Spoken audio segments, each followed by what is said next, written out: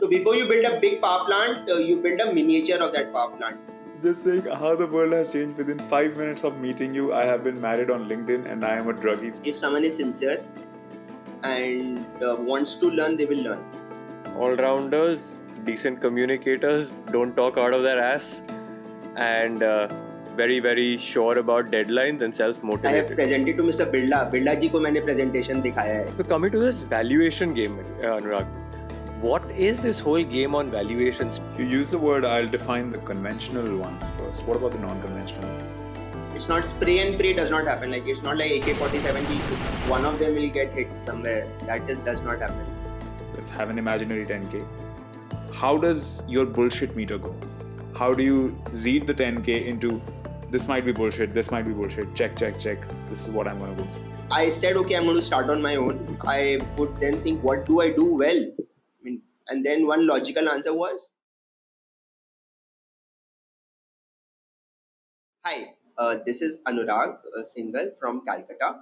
So a chartered accountant, IIM Ahmedabad graduate, running BetaFin Partners, which helps startups, SMEs, large corporates solve the problems related to financial modeling, valuation, due diligence, and CFO services. So we act like a virtual CFO for a host of startups. And the other venture that we have, which I run jointly along with my wife, is CA Job Portal, which is a decade-old startup. Helps corporates across 6 countries recruit finance people, chartered accountants, cost accountants, company secretaries, MBA finance. So that's a bit about me. Anurag, why are CAs so important? I don't know how to explain this to people. That why is it so important to keep your books tight? Why is it so important to actually know the direction you're going in? So many founders we speak to, so many of them don't even have their books right. It's just crazy. So why are CAs so important? Why is it important? The numbers. So it's like wearing a helmet while you are driving a two-wheeler. A lot of people feel that the reason why that's done is because they want to avoid being fined by the traffic police, but they don't understand the fact that that helmet also protects them in case of some untoward incident like an accident. So when it comes to the books, okay, so I have seen startups which have raised even Series B, and they are still being continuing to maintain cash basis accounting, not accrual basis accounting, which is required. And where this eventually harms them is that, let's say they want to go for public market listing, go for an IPO, then they got to get their books clearly audited by the big four or the large firms, have the standards in place, and that is not there. The controls are not in there, the frameworks are not there. And even like if you don't have a good internal control, there's a lot of money which comes into the system suddenly because of funding, and then people take a joyride out of it because there are no SOPs, there are no controls there. So accounting, compliance, and then if you don't have your books correct, you cannot face due diligence for the next fund round. So we also run like due diligences on behalf of family offices. So there are a lot of startups, very aspirational, good products, but when we run into the due diligence, they've forecasted something in the model, there's something else in the books, and then when that dissonance happens, the whole trust and credibility around the entire functioning goes away. Then you don't even know whether that startup founder knows what he's talking about. Me, Vishwat and I, we are idiots. And most of the people who will watch our podcast, let's treat them like 5-year-olds. And let's take away this cloud of all of these difficult words. Like, there are a lot of words we use in finance: due diligence, Series B, and accrual basis, cash basis. Let's have like a crash course in this podcast. Let's have like a crash course to begin with, and let's break down the hue of these words. Let's start with like accrual and cash basis. What does that mean? Okay, so it's very simple. Let's say I have taken your services, but I have not paid you within March. When I draw my books for March, should I account for the services that I have received from you or not? So the cash basis is that I will record the income as well as expenses only and when I receive them in cash. That's okay for small time businesses, but imagine that I have received goods worth $1 million from you. I have not paid you, and I've sold them off to someone for $1.2 million, and I've got cash for that. Now, if I were to maintain the cash system of accounting, I record a sales of $1.2 million, but there is no corresponding purchase that I have recorded because I have not paid that guy. And therefore, what happens is that I record a profit of $1.2 million in this year, and next year there is a loss of $1 million. So, accrual method of accounting kind of balances these two. You are matching your expenses and revenues so that they are recorded in the same period and they give you a fair representation of what exactly you've done. Coming to due diligence, the best example of due diligence is when you go out for marrying someone. What do? You go out on LinkedIn, you go out on Facebook, see who are the common connects, call them up and say, okay, hi, there's this guy called Akhil who is out in the job, in the marriage market, and there's a proposal that has come. How is he? And someone says he's a good guy, he earns well, and then someone will say something like, oh, Akhil is into drugs. Then what do? You will say, no, I'm not going to marry Akhil, right? That is due diligence. When you are all hungry about a startup, investing into that startup, all good things, and suddenly there are these red flags which will emerge. Oh, the promoters are taking cash out of the system. They're not maintaining books properly. They've had contracts where they have to pay penalties. There's a legal notice on them. The tax department is after them. Then what happens? You're going to hold back and say, no, I'm not going to invest in this company. Or I'll have to caveat my investment for all of these risks which have emerged in course of this due diligence. So just in that case, I can also caveat that there'll be a condition precedent to the marriage that Akhil will have to get out of drugs, else I'm not going to marry him. So it's not that due diligence is always a deal breaker. You can also set up some conditions precedent to your entering the transaction. That's Series B, Series A. So it's basically there's nothing cast in stone with respect to what are the milestones where Series A, Series B, Series C happens. But typically, what happens is once you start a venture and that venture needs external funds, you get some seeds at the beginning, like small seeds which will just help it grow, and then it's like angel investment of friends and family. Then it goes into the angel network. They are nothing angelic about them, but yes, because the check size is smaller, it's just that they're called angels. They suddenly come and become like God's gift to mankind and giving you funds. And then you move up the value chain once you've grown even better. Then it is like a pre-series, and then this series A, B, C happens.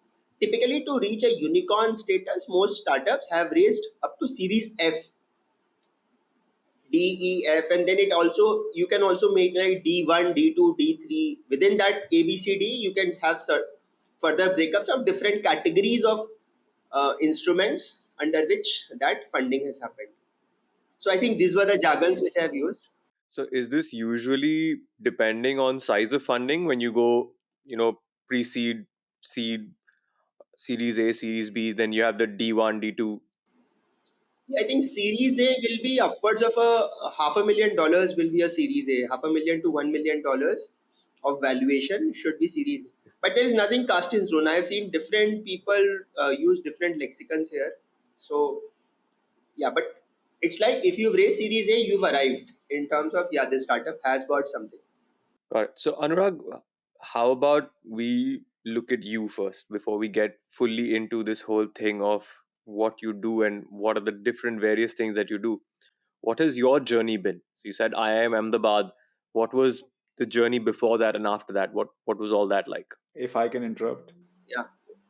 I love how I was made the bakra out of all of this, where you married me on LinkedIn. Just saying, And you claimed he does drugs. just saying how the world has changed within 5 minutes of meeting you. I have been married on LinkedIn, and I am a druggie. So the potential wife is already like, no, I don't want to marry you. Please continue with your definitions. So yes, I mean it's a very good vivid example that I give for people when they want to understand what is due diligence. 100%. Marriage. It's a very nice example. Hopefully, the name Akhil changes each time. Yes. So, very basic background in terms of typical Calcutta Marwadi antecedents in Haryana, Rajasthan. From there, settled here since 35 years. Uh, did a schooling from Don Bosco, Lilwa, and then St. Xavier's. It's a commerce college in Calcutta, and then studied chartered accountancy, worked with organizations like Deloitte, ITC, Tata Steel, Aditya Birla, and all. And then at some point of time in 2014, I realized that a chartered accountancy degree makes me just a maverick for numbers, and I'm not able to see the larger picture, and hence the need for one crash 1 year course into the world of management, where I would delve slightly into the world of supply chain, marketing, human resource, consumer behavior.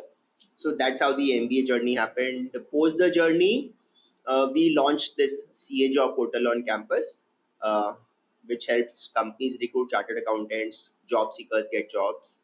Was continuing in my job, so I have always been into M&A, strategy, corporate finance roles. And then 2021 December, I put in my papers in my last job. Ki boss ho gaya bahut. I've been like 14 years into the job world. One vas ho gaya mera. Now another 14 years I want to put in, maybe in my own venture, and then the remaining I'll just do whatever, like podcasting or whatever, something which I like. So these two stints I'll be doing for money or whatever for social security, and the last stint, which will be now what, at the age of I think 50, 51, then subsequently jo hoga hoga. There's nothing planned. Yeah, so that's what it is in terms of the journey. I also have a YouTube channel, and a LinkedIn handle where a lot of people follow me, which gives me the ability to express my ideas to a very large audience. Not that I've become an influencer in any way, but I really love expressing myself in form of content. And yeah, that's about me. Chartered accountancy in India is a whole lot of war by itself, considering how low the passing rates are and how difficult it is to actually become one. And yet, I don't feel it is fully appreciated what chartered accountants do for a firm. Let's go with, you have had such a long experience as a chartered accountant and you've had such a long experience in this world. Top five things that make chartered accountants important or that a regular person must know that a chartered accountant does. Okay. So I'll just talk about more about the non-conventional CA. Also, so the conventional CA, let's say one point could be the conventional CA side helps you get your compliances, books, etc. in order. That's number one. The second thing is a CA can do everything. There's nothing on the world which a chartered accountant cannot do, because once you've had this degree, you get a launch pad. There's a lot of confidence that this degree gives you because of the sheer rigor of the curriculum. So a chartered accountant can actually add value even to your business operations, to your profit maximizing capabilities, minimizing leakages. That's number two. A chartered accountant uh, traditionally has been known to be not so great in communication skills, not flamboyant. So then there's a typical CA versus MBA debate that happens. But there are a lot of chartered accountants who are very good at expressing themselves also. Number four, chartered accountants, unlike other professionals, are very deep rooted in whatever they are speaking. You will not be able to see a chartered accountant without an MBA talking 20,000 feet, ekdam hawa hawa. That generally they don't do. If they're talking something, that's what they'll give you, like, okay, note number 7 to your annual report has this. And number five, they're very hardworking and tenacious. The sheer so normally by the sheer economic background from which chartered accountants mostly come, the rigor of the practice. If you have hired a chartered accountant for your business, you will find that you don't have to remind that person that you need to do this work for me. They're generally very self-driven and motivated for work.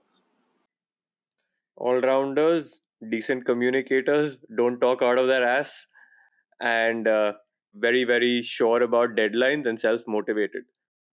I think Anurag has just described the perfect employee. Not even the employee. I mean, even for example, now that we pick up these diligence assignments, these valuation assignments, a lot of people tell me that, Anurag, I don't have to chase you for that work that you've given me. I mean, yes, I'm paying you, but today in this era of, so in, for example, in Bangalore, if you look at HSR layout, this HSR layout has so many startups that it's going to take you 3, 4 years to explore. There are so many offices there. So there's actually a dearth of good service providers in their such kind of environments. So in that case, people who are willing to pay also for good services don't get good service providers. In that situation, I think this kind of an work ethos really helps. Even in entrepreneurship, I mean, since we have been running this cajobportal.com, uh, so a job site for chartered accountants by chartered accountants, that was the first of its kind in India, and really got very good response from the market because people could see the difference in terms of the service delivery. Of course, I mean, there is we are less flamboyant maybe as compared to other professions. So let's say if you have had a year in some INSEAD or a Harvard or somewhere, and then you come back, of course there's a lot more finesse in terms of what you speak and how you present. But yeah, basic nuts and bolts, that rigor of work, I think chartered accountants would do very well at that. You use the word. I'll define the conventional ones first. What about the non-conventional ones? Non-conventional chartered accountants today, they do not like to do audit, accounting, taxation, which is the usual way the world defines chartered accountants. So I think maybe 60 to 70% of the chartered accountants who approach us, the freshers, they said हमें नहीं करना accounting in a big four firm or auditing, etc., or a taxation. We want to get into management consulting, investment banking, private equity, VC, equity research, or maybe give us business partnering roles. We don't want to get into tally accounting and SAP accounting. We'll add value to the business through our sheer commercial acumen. So I think that's how the non-conventional CA has been emerging, and all the more, I mean, the market has also been reciprocating to it.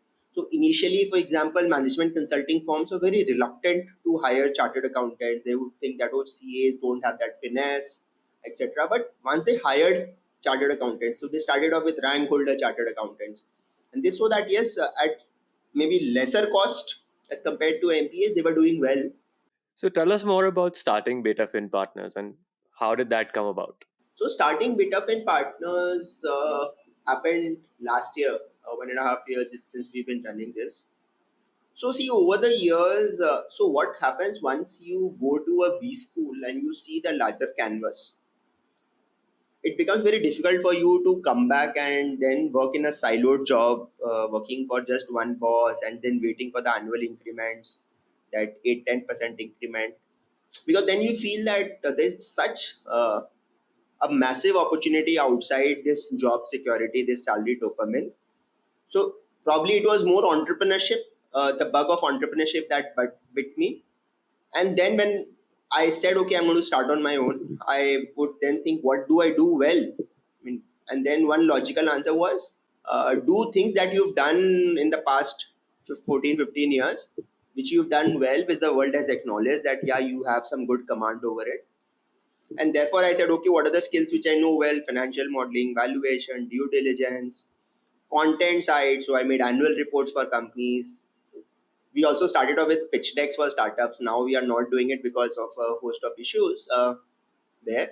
So that's how BetaFin Partners started. We got our first clients, and one after the other, through word of mouth, through referral, and yes, of course, content marketing, which I do. It just is going steady now. So Anurag, we read this book called E-Myth Revisited. Okay, and it talks about what you're saying, that you do a job and you think you're skilled enough in that job to start your own business.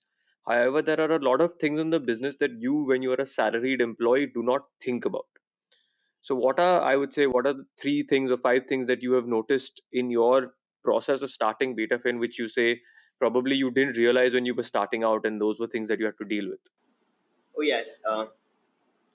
So what happens is that once from a job world you start off as an individual practitioner, so it becomes that whole ego and the aura that surrounds you, that you are associated with this brand and that brand, that all gets shattered because you're no longer associated with it. So your self identity. So you go out in some marriage function and say क्या कर रहे हो आजकल, and you से मैं तो Aditya Birla group में काम कर रहा हूँ, मैं तो टाटा स्टील में काम कर रहा हूँ, एंड सडनली क्या कर रहे हो, बोले जी मैंने जस्ट स्टार्ट किया है. So that managing that sudden loss of identity, I mean, in a society today we identify ourselves by the brands that we work for. That's one. The number two, I think the marketing side is underrated. People think, for example, I also used to think that since I've got skills, the world is going to just hand me over this work on a platter. Doesn't happen like that. Marketing, networking, those are far more critical skills. In fact, if you get work, there are dime a dozen people who can execute it for you. So the criticality of marketing was a major thing. So number three, again, as a continuation of point two, you are good at marketing, you approach people, you have a value proposition, but then there is a reluctance to change. Why should they switch over to you as compared to the incumbent service provider? That's a major question that you need to ask. हम तो भाई इसी से करवा रहे हैं, 5 साल हो गया, we are very happy with our service provider, we are not going to change just because you started. So that sense of self entitlement that you have, that oh, since I have started, the world should just stop over and give everything to me, that doesn't happen. So that's, those sales calls don't fructify, not because you're not good, but because there's someone else also who is equally good or maybe less good, but he's made or she's made inroads into that system much earlier than you, and now people trust that person. Number four, employee attraction is a major problem. I mean, attracting employees, talent attraction is a major challenge. You don't have that. So, for example, when I was in job and if I were to put something on LinkedIn that I want people to work in my team, I would get maybe 200, 300 applications. And I would then interview them. All of them would turn up to the office to get interviewed, etc. But then once you start on your own, you have no brand. You have to give interview to people कि अच्छा मेरे पास थोड़ा बहुत काम है, you join me, and so people question you ki, okay, do you have enough work for me, is it really enticing enough? So those are the, maybe the fourth thing, attracting talent. And then that whole uncertainty around fixed cost, building operating leverage. So once you hire people, there is a daily commitment, a monthly commitment, and work is not certain, especially. So those are mostly like one-off assignments with no promise of repetition, unless you get into the traditional audit and accounting practice. So then that's a trade-off, and how do you solve that is one major thing that one needs to figure out. It's very funny, Anurag, because I studied finance. I did a master's in finance, and in finance they teach you what does a healthy company look like, right? What does a healthy balance sheet look like, or what does a healthy 10K statement, which is like the annual filing for companies, what does a healthy 10K look like? Then you start thinking, I know what a healthy 10K looks like. Why don't I build a company with a healthy 10K? And if I can build a company with a healthy 10K, it'll automatically, I can go public and like people will value me very nicely. And then when you actually start getting into it, you realize how difficult it is to actually build a very healthy 10K, right? So let's have an activity for everybody. And the question I lead on with, Anurag, what makes you good? How did you convince your clients that I am good and you should switch? Because that's one problem that you attracted. And the second part would be, let's have the activity of you taking up any 10K. Let's have an imaginary 10K. How does your bullshit meter go? How do you read the 10K into, this might be bullshit, this might be bullshit, check, check, check. This is what I'm going to go through. Okay, so the first thing is like in terms of my pitch deck, so you get your first couple of clients through sheer luck. Okay, so that's how my pitch deck also starts, that okay, I have already worked for Asian Infrastructure Investment Bank, I've already worked for maybe an ITC. So now if you get these two clients, you know that I have something under my belt which can be of merit. So basically the pitch is that in the past, and this is the honest pitch which I always tell people, that I have done what I have done, like financial modeling, valuation, pitch deck, and I have also been in front of Mr. Kumar Mangalam Birla and have presented my financial models to him. So imagine the owner of like a 40-50 billion dollar and conglomerate. He also says, okay, Anurag, what is your view on this in that meeting restricted to the mining business? So then that has been one big clincher in terms of getting deals. When people hear that, they're like, okay, this guy knows at least this. And then the other thing which in the works has worked in the pitch deck is I tell them that I don't know a lot of things. For example, I don't know taxation well. So if you were to give me direct taxation, indirect taxation work, I have not worked in that. So closing doors to a lot of opportunities, gives people the confidence that what you are pitching for, actually you are good at that. So that has worked for me. The work experience in the past has been the primary elevator pitch. And of course, through execution also, we have proven that in CA job portal, we've already worked with this client, and hence, please give us a chance. And maybe, sometimes it's just like, okay, please give us this template to review whatever work we've done in the past. And then it's a kind of a thing that you have to find 5 mistakes in that thing and say, okay, you're not giving me this work, fine. But your present service provider is not looking at these 5 critical things. Those could be some things. Yeah. The second thing is, when you talked about a 10K, I think typically what one needs to look at in a 10K is very clear. How much of your PAT, which is your profit after tax, translates into cash flow from operations. If 80% or more of your profit after tax does not translate into profit, cash from operations, which means there is some major issue in this business. Either you're making sales, but those guys are not paying up, or there's some goof up around something which is happening. So one is cash flow from operations to profit after tax. How much audit fee are you paying? Is there some significant increase in audit fee year on year, along with all the shady accounting that you're doing? You're also incentivizing your auditor to remain silent by paying more. uh, how much is your top management drawing as a percentage of the revenue or the profits? Are they just making hay while the sun shines, and then the party is over and they are by that time millionaires or billionaires? Then maybe the composition of your revenue in terms of the geographical mix. How much are you making in India, how much are you exporting, or by segments, and how that has changed year on year. So I think to read an 10K in isolation, rather than that, a better, more effective way is to take 3-4 years of 10K and see trends changing in terms of how much is each expense as a percentage of revenue, and when there are spikes, then are there corroborating evidences to establish that yes, this is fine, else something goof up has happened in the whole thing. There's been someone who is fucked up somewhere. So that's, I think, could be a good metric. I have a great advice for the viewers. ChatGPT has made all of this very simple. So take all of Anurag's questions, figure out a company that you wish to actually search up, take their 4 10Ks, upload it to Perplexity, and start asking these questions, and it'll just search through the 10Ks for you, and it will draw you graphs, and it will give you like, okay, this is what happened. This is how much profit after tax is uh, converted into cash flows from operation, right? So like, go for it, guys. Go ham. Akhil, you're making sure Anurag is not going to ask any more questions on this that he wants answered. He's not going to give us an insight into any of his questions now. I really like the fact that, how you highlight that if you restrict yourself from certain jobs, so as they say, if you niche down and you're telling that person that, hey, I can't do one, two, three things, but I can do one, two, three, four, five things.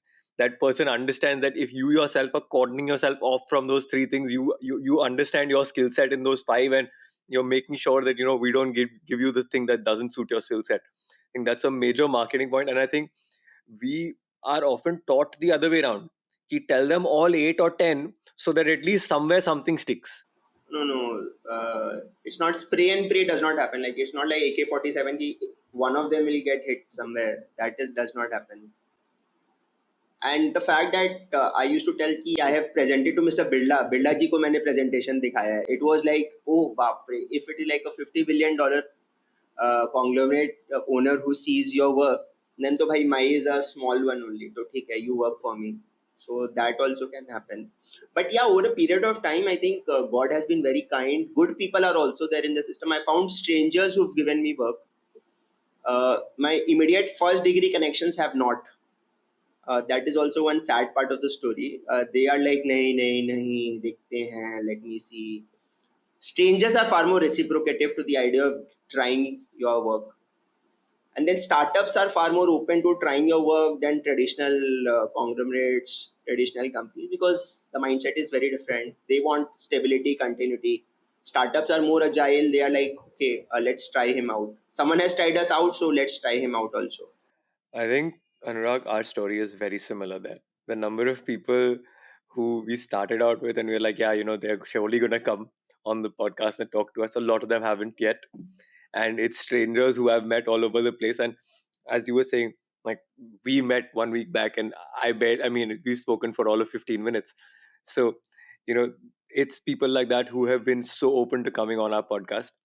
And I also think that, as you were saying, that startups are so interesting, and that's why we want to speak to founders, because the number of people we have had on here who have also said that, yeah, life got too comfortable. Life was running in a monotone. If you look at a heart rate monitor and it's like this, that means you're dead. It has to be up and down. It has to be up and down. That's when your heart is beating. That's when you're alive. That's when you're living. So this constantly trying new things, constantly being open to change is something which is very unique to startup founders. And I think that's a beautiful thing about them. So coming to this valuation game, Anurag, what is this whole game on valuations today? You're seeing companies like Zomato, Zepto, Nykaa, all of these get valuations which are sky high, and oftentimes the numbers don't match the valuation. How does that work? What is the whole game behind that?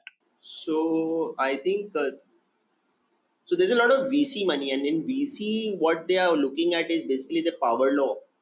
So for the uninitiated, the power law, the way it works is that they also know that 10 out of 10 investment that they do, 9 are going to fail. But the one that will become a multi-bagger will give them 100x return and give them like maybe 25, 30, 40% return on their entire portfolio. And they're more averse to the idea of even investing in companies which are junk, which they're saying ki acha chal pada to it is going to be huge if it starts.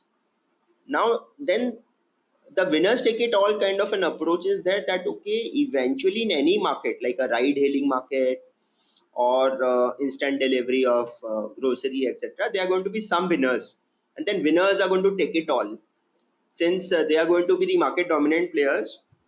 Maybe not now, 5 years, 10 years from now, their habit inducing behavior is going to happen, where today I even compare between an Ola and an Uber and an InDrive, but my kid will not do that. They will go to an Amazon and just shop, or maybe they know that Nykaa is good on the beauty and personal care. They are not going to even compare between two different websites.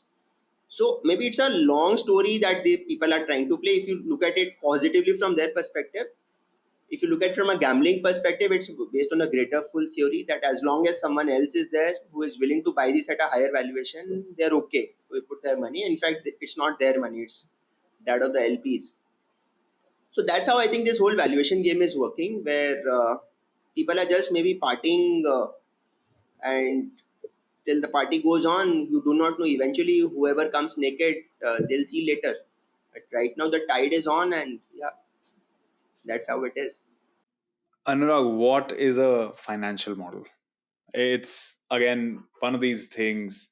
I want a financial model. You go to a bank to raise some debt. I want a financial model. You go to a VC to raise some money. I want a financial model. What does it mean? How does it work? What do we look at? If I'm a company wanting to raise money, what do I fix? So financial model is basically an Excel spreadsheet that kind of represents how your business is going to look like in 5 years, 7 years from now. So it's like if you look at a bottom up approach to building up a business valuation case.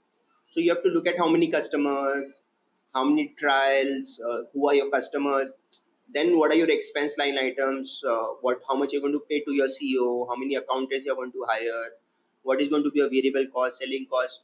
So before you build a big power plant, you build a miniature of that power plant, which is a small plastic power plant. People can see that, visualize it, and if they're okay, then they start constructing that large power plant. So that's how I think it is in terms of financial model also, that you build a visual representation of where you want to see this business if this assumptions were to hold good, and that's how life starts. And then so in terms of the that's the broad thesis. Then you build up an income statement in terms of the expense items, the revenue items, profit, taxes, interest if you're going to take debt, how you're going to repay the debt. So all that you can think and visualize about that business, you put in that Excel sheet. And what emerges from there is a cash flow statement, how much cash you're going to generate from the business, and that money is essentially the true cash which goes into the valuation module. Then from there you value the business. You also look at different methods in the financial model, that okay, if my company attains like $5 million revenue in year 4 from now, and at that point of time there's a peer of this company which trades at 4 times revenue, then this company is going to be valued at $20 million then. And then today what is the present value, and therefore at a pre-money value for a 20% stake, how much should I look out from the market. So those kind of mathematics also works. When am I considered investable? So considered investable when there is a product or a service that you're offering which has a compelling value proposition, or it can also be a good me too. So there are a lot of people who made money by copying Oyo, gaining traction, and in the hope that they will be acquired by an Oyo. Very investable when there's a good product market fit or a service market fit. The investors have confidence in the founders. So at a very early stage, more than the product market fit, I think the intent, the background, the qualifications of the background, these kind of things of the founders really matter. And you've got some basic plan that if you are going to raise, let's say, $2 lakh from me, what are you going to do with that money? Once you're able to build that, I think you're investable. And people, once they see that there's some scale, so VCs are very much particular about this scale aspect, that they're going to invest in your business only when there is some big scale which is there. Anurag, you speak about the importance of qualifications. How has qualification impacted you? How has your different, you spoke about how you working with the Birlas and giving presentations to Mr. Birla helped. But how has your, you said you went to IIM Ahmedabad. How has that impacted? Has that helped you in any way? What has that done? Qualifications essentially help you bridge that trust deficit. Initially, when I meet someone, I don't know who is he or who she is. Once they tell you that okay, I've graduated from this college, been in through the rigors of this program, you feel that okay, if this person has navigated these turbulent waters, they can do this work for me. So qualifications etc are only that initial icebreaker, bridging the trust deficit etc. Eventually it is going to be a work which has to be, because a lot of people with very high qualifications also goof up in life, and people without marquee names on their CVs also do very well. But yeah, if you have those qualifications, it just helps. It gives you that foot in the door. Yes. So we spoke with a founder very recently, and he went to IIM Ahmedabad. And before that, he was in a regular college, and his family was not very keen on his intellect. Let's say it that way. Before he went to IIM Ahmedabad, and he's like, as soon as I got into IIM Ahmedabad, my family was like, "Oh, you are smart." And as soon as I got into IIM Ahmedabad, my friends were like, "Oh, you are also smart." He's like, I knew I was smart, but within a span of that one day to the next day, when I got that letter in my hand that you are in Ahmedabad, the world got to know that I am smart. So that was the only difference between me getting into it and me not getting into it. Absolutely. It is like, from an in like from a fundraising perspective, if you are an IITian and you approach a VC, the sheer fact that you're an IIT, an IIT Delhi, IIT Bombay, it also helps them to sell the story in their boardroom, that we are going to put in $1 million on an IITian. So it works to that extent, yes. And especially I've seen this IIT circle really is far more profound and well networked as compared to even IIMs. So IIT Bombay batch of 98 will reciprocate to an IIT Bombay batch of 2014 just because they're IIT Bombay. It will happen in IIM also, but yeah, it really. How do you hire Anurag? Do you look for IIMs? Do you look for IITs? Or do you look for special people? So, see, I think the broad hypothesis there is I am at that stage of my venture right now that I can't really afford people also with very great qualifications. But so at this point of time, I hire on intent, on sincerity, with basic intelligence in place. I hire on sincerity. So my underarching principle always has been that if someone is sincere and wants to learn, they will learn. At least the work which needs to be done repetitively on a daily basis, they can learn that.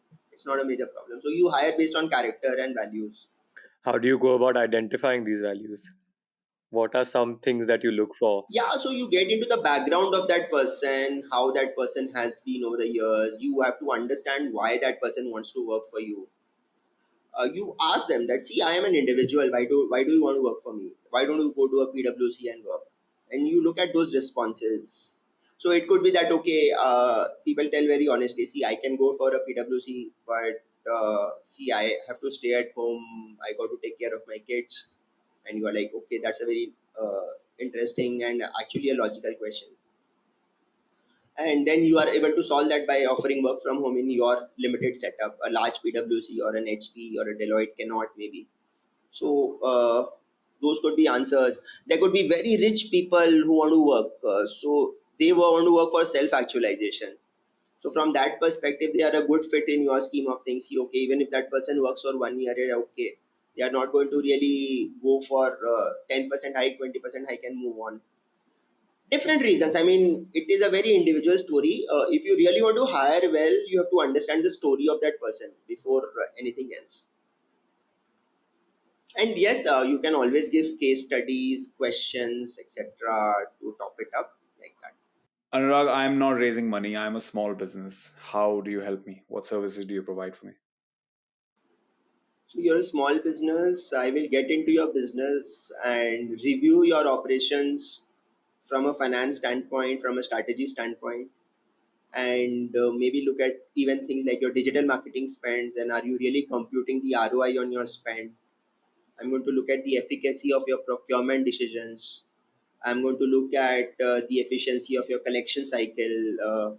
Are you going to collect? Are you collecting money from your receivables as efficiently as you should? I'm going to look at your funding cycles and see that are you really optimizing on your funds. I'm going to look at the money that you're parking in your current account for free and telling you that, okay, this is what you can do with your short-term investments. I'm going to look at maybe your talent and understand that, okay, are they really worth the money that you're paying them? So maybe a different third independent third umpire kind of a view on your business, and just suggestive in nature. Up to you whether you want to take it or leave it. Maybe setting budgets in place so that your people have targets, stretch targets, so that they feel uncomfortable. Unless they feel uncomfortable, they are not going to move out of their comfort zones and explore the market.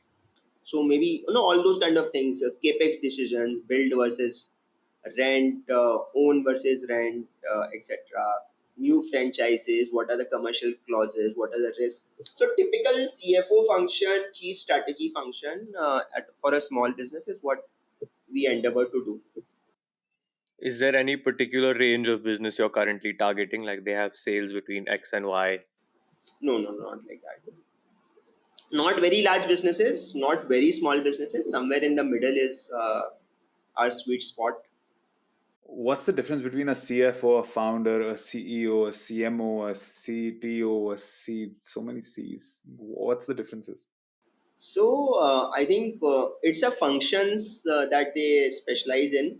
So chartered accountants will typically specialize in finance and stuff, strategy, again from a finance standpoint. Marketing guys are the selu guys. They're going to sell in the market, do branding initiatives.